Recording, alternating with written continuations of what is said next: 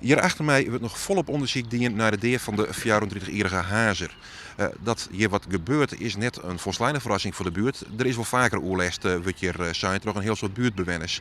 Ik wil er zijn dat er behoorlijk wat alcohol beroept wordt in huis. Het begon al hier met een melding even in 1 vannacht.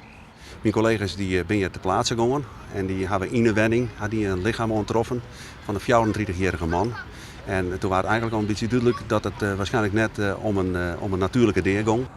Nevens buurtbewoners hielden de meesten in het huis juist de nacht duidelijk ruzie. Daarom waard de politie bellen en die vonden het slachtoffer.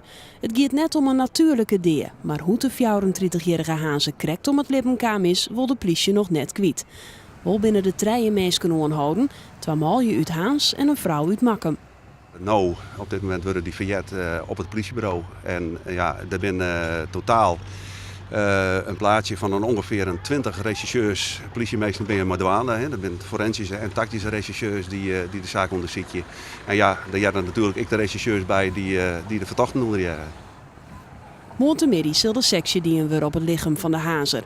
En dan wordt meer duidelijk hoe de krekte deertsoorzaak.